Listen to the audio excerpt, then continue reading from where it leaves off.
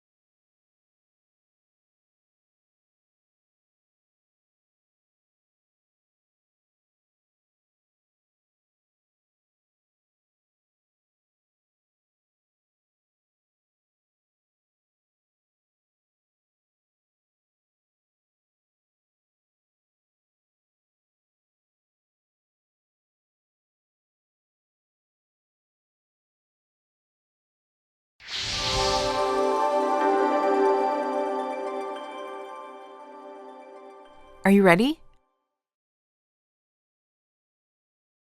Shh, quiet please. We're about to start. Now let's take a look back at our story so far.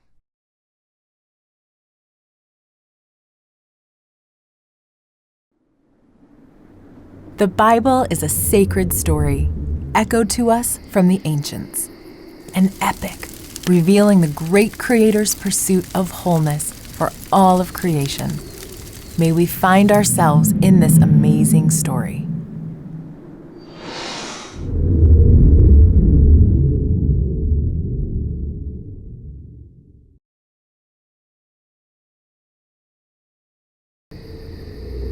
During the time of the Judges, tragedy struck Naomi, an Israelite woman. Her husband and both of her grown sons had died.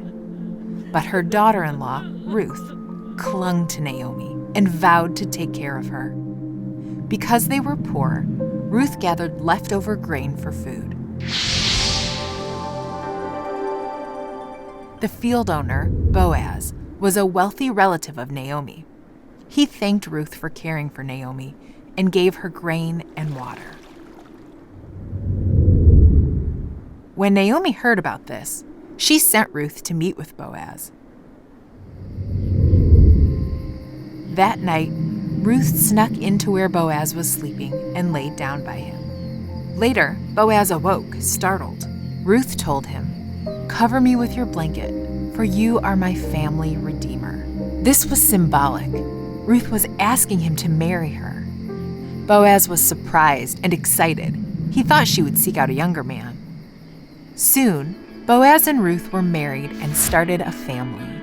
Years later, one of their descendants would become a king of Israel. The Israelites ignored the warnings that human kings are controlling and greedy, and insisted that they have a king like other nations had. So God chose Saul to be their king, a tall and handsome warrior who defeated Israel's enemies on every side. But Saul treated his people harshly and ignored God's ways. So God secretly chose David, a young shepherd boy, to be the next king. But his time to be king wouldn't come until years later. Meanwhile, King Saul was overcome with anger and madness. Musicians tried to soothe his mind. One of them was David.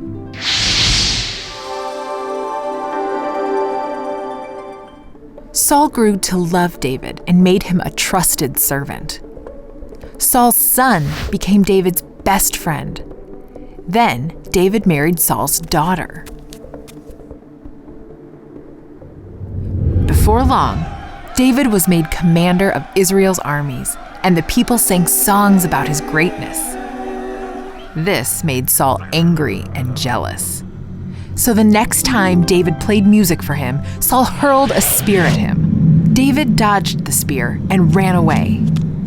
In his madness, King Saul sent soldiers to kill David, but David escaped and hid in a cave. There, David poured out his heart to God through music called psalms. Before long, Saul was killed in battle, and David was made king. David deeply loved God, but he wasn't perfect. Once, David had an affair with his general's wife. To cover it up, David left the general stranded in battle, and he was killed. But David turned his heart back to God and tried to lead the people in following God's ways. Later in his life, David's son, Absalom, became very popular with the Israelites. He stirred up a revolt and drove David out of the kingdom. Then, Absalom and his soldiers chased after David, but David's soldiers fought back. During the battle, Absalom's hair got caught in a tree, and he was killed by David's general against David's orders. David was overwhelmed with grief, but returned home to lead Israel again. He was king for many years and was loved by God and all the people. David passed on his throne to his son, Solomon. Solomon prayed, asking God to give him wisdom to lead the people the right way. So, God filled Solomon with great knowledge in many areas. He wrote numerous proverbs, poems, and songs. And people traveled from faraway lands just to learn from his remarkable wisdom. Solomon built a magnificent temple as a permanent home for God in the center of the land.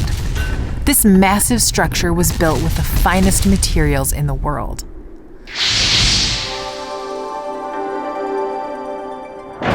Fire flashed from above as God's presence entered the temple in a thick cloud.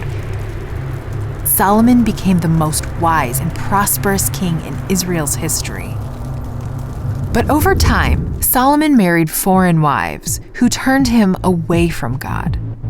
He built shrines to false gods and treated the people of Israel like his slaves. God warned Solomon that the kingdom would soon be torn away from him and divided. Despite this warning, Solomon became even more wicked. In our next story, the kingdom divides, and prophets warn of impending doom. Let's continue this story right now.